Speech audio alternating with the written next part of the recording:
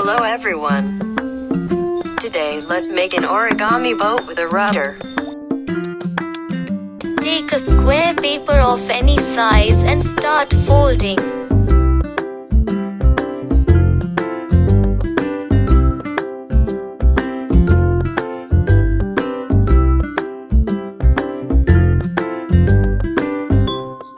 Please don't forget to subscribe to my channel.